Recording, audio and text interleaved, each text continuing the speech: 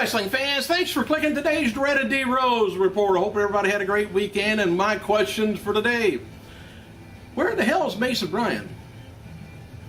I thought we was going to see a Batista sometime or the other, Batista taking on Mason Bryan, or vice versa. Maybe WrestleMania or something, but I don't know. The guys, both of them's disappeared. Alright, I know Batista's going to do the UFC stuff, but, or MMA anyway. I don't know where Mason went. Kelly, by the way, is expected to be back full-time with WWE at some point this year. Ted DiBiase worked the heel row Sunday's SmackDown Live event on London, Ontario, Canada, when he lost to Kofi Kingston. DiBiase caught a drop kick earlier in the match that caused his nose to get busted open. He has some just horrible luck lately. And as noted before, old Beth Phoenix, she's suspected to leave WWE by the end of probably October. And there's a rumor going around that she's looking to do some acting.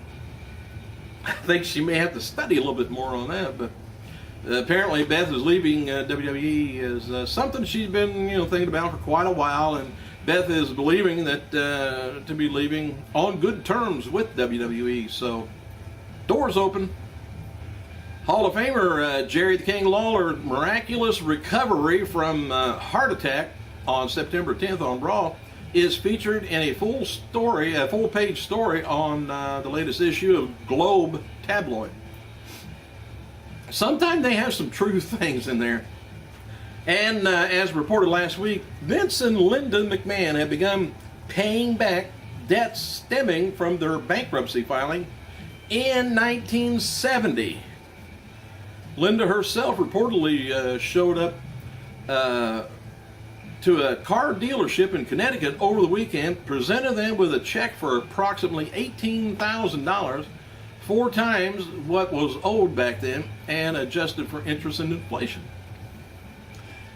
70, 80, 90, 2000, 2010, 40 years.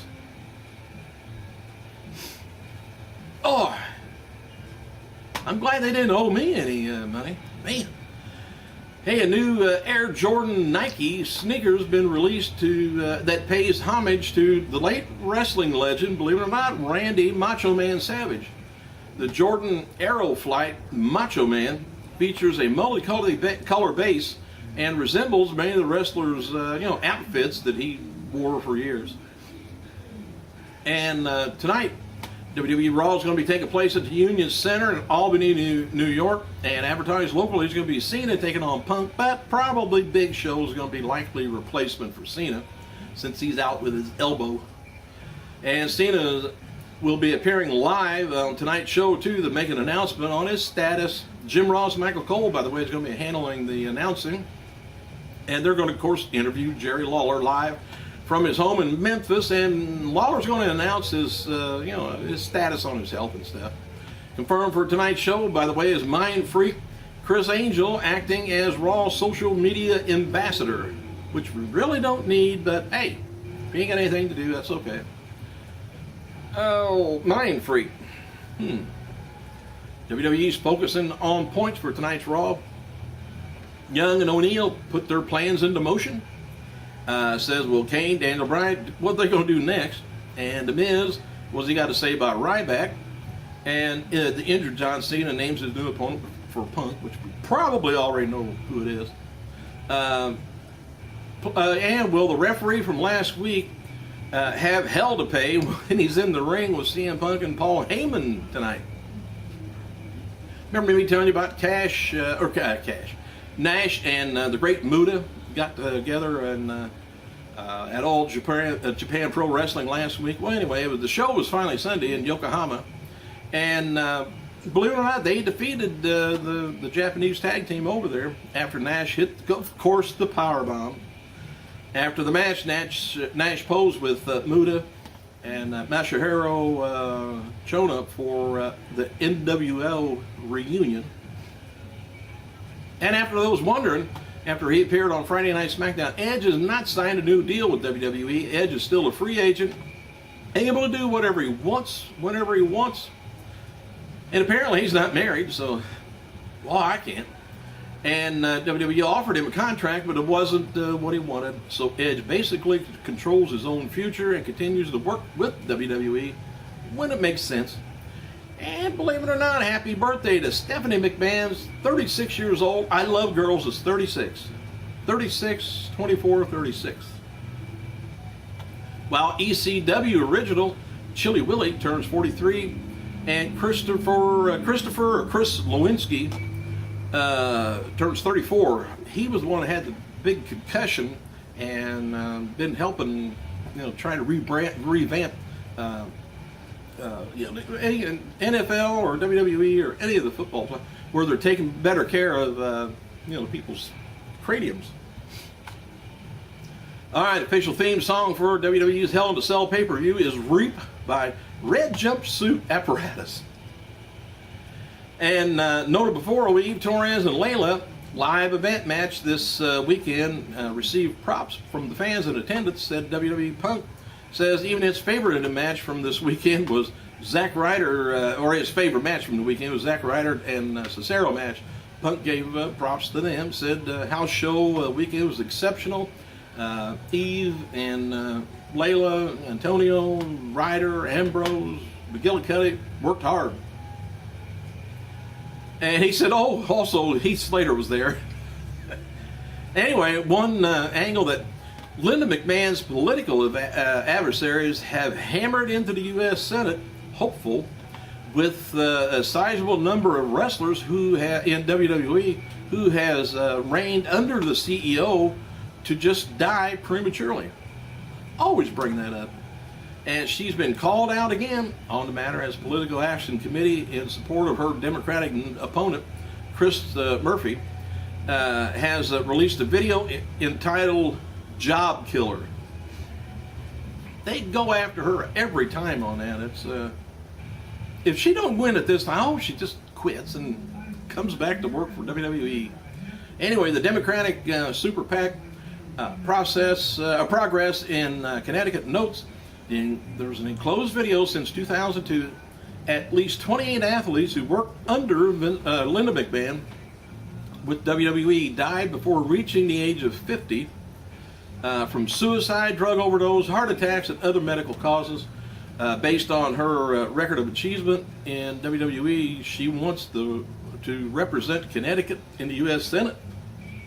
In particular, a group takes McMahon to task over the 2007 death, of course, Chris Benoit. Enclosed, they says, is a clip noting the late wrestler's dependency on drugs, amphetamines, painkillers, steroids, and more. The clip is shown of Benoit recalling a conversation that he had questioning his son on drug usage. His response to me at that time said, "Dad, if I want a job, I have to state Michael in the clip." I don't know what that meant. But, I don't know. If you look back at the people in the U.S. Senate and the government, how many people have died from overdoses there and, killed themselves? And there's got to be, I'm looking back over years, like they're looking back over years in WWE. I just wonder what the percentage is. If it's 27 or something like that, if that's true with WWE over years, that's maybe less than one a year that they're looking at. I ain't gonna say it's good, but come on, hell. Anyway, developmental wrestler Dean Ambrose faced Michael McGillicuddy at 3 Raw shows this weekend. McGillicuddy beat Ambrose cleanly on all 3 bouts, and the late Big Boss Man is featured in today's Superstar Spotlight, WWE.com. And Sunday's Raw live event in Worcester, Massachusetts, WWE Champion Punk made an obscure reference to a TNA talent. The show opened with Punk and Raw General Manager AJ Lee discussing tonight's main event. Punk originally, scheduled opponent was John Cena, unable to, do it because of his injury. During a verbal exchange, Punk reference to Lee as Alan Jones. That's the real name of AJ Styles. Anyway, Lee announced Big Show as Punk's replacement, and that would be a lumberjack match. Show performed as a babyface, won the match by DQ after Punk struck him with a chair following match. So we might look forward to that. Big Show getting hit by a chair tonight. Assaulted Rey Mysterio and Sin Cara. He was celebrating, and Big Show struck him with the WMD to end the show on a high note, sent everybody home with a smile. This week's WWE Classics on Demand is showing Extreme Rules 2012, World Wrestling Federation at the Boston Gardens in 1987, Randy Macho Man Savage Collection, Part 5 and 6, ECW Hardcore TV 1989, Mid-Atlantic Championship 1982, and Primetime Wrestling 1989. RYBACK's match with Jinder Mahal on Saturday, a live event in Sardinia, Ontario, resulted in a no contest after RYBACK suffered a serious cut approximately 2 inches 2 minutes into the bout. The match was stopped by the referee's orders. Whoa. Kane and Rey Mysterio, Sheamus, and Cena taking on Punk, Big Show, Daniel Bryan, and Alberto Del Rio has been advertised for the October 22nd show. East Rutherford, no word yet on Cena's replacement. They're probably going to take Big Show off of the bad boy over to the good boy. And this is the same Raw that Beth Phoenix will likely finish up her run with WWE. Also, their website has a storyline article up looking at who may have attacked Caitlyn at Night of Champions. They list Eve Torres, Layla, Vicky Guerrero, or Natalia. And reports from 2 fans in attendance at last night's WWE live event in White Plains, New York, gave props to the Diva match between Layla and Eve Torres with Oksana as referee. Noted before, the match had went several minutes longer than the Divas usually do on TV. They must have remembered some moves they usually don't do on TV. And for what it's worth, TNA employee was telling fans last night at a live show in Raleigh, North Carolina, that Velvet Sky is still employed by the company, just not on TV. Bobby Roode suffered a broken nose. The picture's on the internet somewhere. At Friday's main event in Winston-Salem, North Carolina, he was teamed with Austin Aries to face off against Jeff Hardy and James Storm. Roode blamed the broken nose on his partner, Aries. Oh, by the way, Matt Hardy, he turns 38 years old today. Also uncovered the new stable on SmackDown with Jinder Mahal, Heath Slater, Drew McIntyre, and it appears to have settled on a name of Encore instead of the band for the new group. And they've been tweeting this weekend and talking about how they're going to take over WWE, which, I think I've done that myself. Randy Orton revealed on Twitter that the woman playing his wife in new 12 Rounds movie is Canadian actress Cindy Busby. Cindy is most known for her role as Ashley Stanton in the TV series Heartland, which I've never watched. And former WWE champion Ultimate Warriors has been announced to appear at Frankenstein's Collectibles in City of Industry, California, Saturday, November 10th, it looks like. He will be participating in photos and signings of all Warriors, except any WWE 2005 DVDs of the self-destruction of the Warrior. He won't sign those, so don't even try it. And according to the press release issued Monday, Big Time Wrestling Warrior says will not sign WWE released documentary with no exceptions to be made, so stop it. There was, in 2006, Warrior filed a lawsuit in Arizona court, by the way, talking about the video. I can't remember whatever happened on that, but maybe it's still going. Let's see, TNA wrestling star Alex Shelley scheduled to appear at New Japan Pro Wrestling. TNA announced the following. It says, this week on TNA, the return of Championship Thursday, and the TNA television title is going to be defended. 4 competitors are going to be competing. Who Hulk Hogan selects is up to him. So I don't know what's going on with Devon, but we'll find out. Thanks for clicking, you guys. I got to go.